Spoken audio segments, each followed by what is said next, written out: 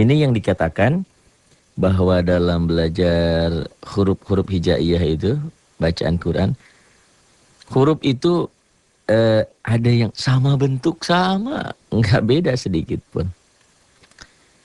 Bedanya cuma di titik doang gitu ya. Ada yang sama bunyi, mirip-mirip, tapi beda. Ada sin, ada shin, ada tha, ada sod. Mana mungkin Pak Ari sod sama sin bisa sama? Coba aja. Kalau sin dan sod itu berbaris kasroh, mirip-mirip kan? Si, cuman. Banyak orang yang baca sirotol. Kalau sirotol berarti sin. Jadi si, sod nih. Halaman 11 ya. Huruf yang sering dibaca sama. Sin, saya suka es. Ini sod. Solat, balso, so. Memang kalau sin dan sod ini berbaris fathah, jauh bedanya. Ini sa, ini so.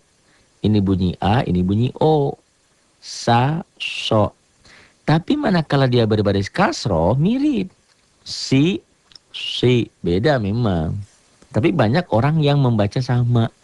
Membaca sama berarti salah, gitu ya. Su, gitu. Beda kan? Ya. Sin dan sod. Sering orang membaca sama. Ya ini sin, yang ini sod. Yang ini bod, ini zo. Ya beda lah. Do ini ZHO, do. Yang ini ya do. Do ini DHO. Zo ZHO gitu loh. Ya. Ini yang do, ini DHO. Ketukar warna. DHO. Wah ini ya. DHO. Bo, ini zo. Kemudian huruf yang sering dibaca sama antara alif dan ain. Mana mungkin dibaca sama? Iya, alif, ain. Tapi kok orang banyak baca an'amta gitu. An'amta alaihim. Salah. Satu alif, satu ain. An'amta alaihim. Tuh, alif, ain. Ya, alif, ain. Antara ta dan to sering dibaca sama. Ya beda sebetulnya, karakteristik sifat hurufnya juga beda. Ini tata, ini toto gitu. Ta, to. Kemudian antara ha dan ha. Orang banyak baca ha dibaca ha. Baca ha dibaca ha, sering ketukar-tukar. Padahal ini ha kecil, ini ha. Ini ha. Ini dibilang juga ha dada, suaranya di dada. Ha, ini ha, beda kan? Begitu juga antara dal dan ral. Ya beda lah. Tapi sering banyak orang baca a'udu. Ada lagi a'uju, bukan a'udu. Yang ini a'udu ral. Ini dal, ini ral. Sering orang membaca sama padahal beda. Nah ini juga antara sa dan sin. Ya beda lah. Sa mau ujung lidah, sin. Tapi sering orang membaca sama. Membaca sama berarti salah. Begitu juga antara jim dan zai. Sering dibaca sama. Ini Jakarta, ini zaitun, Zainab. Beda kan? Ini rapuh. Ini unsurnya dari Jakarta, Jatinegara. Ini dari zai. Nah, sekarang membedakan huruf berdasarkan titik. Yang punya titik satu, ral. Zai. Do. Perbedaannya dari titik-titik yang ada. Kalau ral ya ini tidak ada titik, jadi dal. Kalau zai ini nggak ada titik, jadi ro. Dod ini nggak ada titik, jadi sod. Ya. Tuh. Nah ini, membedakan huruf berdasarkan titik satu. Ba dan nun orang sering ketuker. Titiknya di bawah satu jadi ba. Titiknya satu di atas jadi nun. Ya nggak mungkin lah Pak Ari tertukar. Kenyataannya orang sering ketukar ba dan nun. Tak dan ya. Nah ini. Karena kalau posisi di awal dan di tengah sama. Yang membedakan cuma titiknya doang. Ini jim dan kho. Jadi kalau belajar huruf hijaiyah konsentrasi harus betul-betul ya. Karena perbedaan huruf-huruf itu hanya di titik. Tuh lihat. Jim dan kho. Tuh, jim titiknya di bawah. Kho titiknya di atas. Kalau nggak ada titik jadi ha. Tuh. Jim, kho. Nih. Zo, re, fa. Ini huruf-huruf yang punya titik satu. Zo, nggak ada titik jadi to. Ra nggak ada titik jadi ain. Fa nggak ada titik, nggak ada.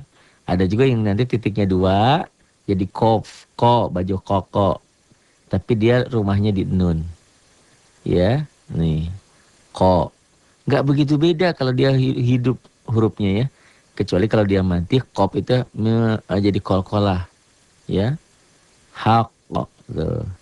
Tapi kalau hidup mah nggak ada beda. Kaf bunyi A, kop bunyi O, koko, kakak.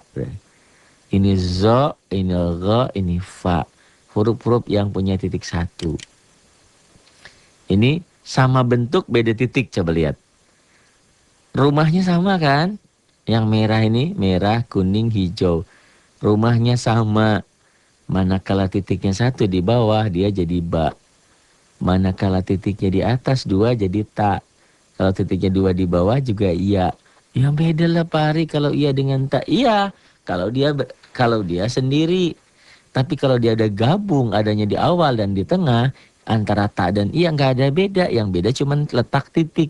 Titiknya di atas dua jadi tak, titiknya dua di bawah jadi ya. Tuh ya. Ini huruf sama bentuk, perbedaannya cuman titik.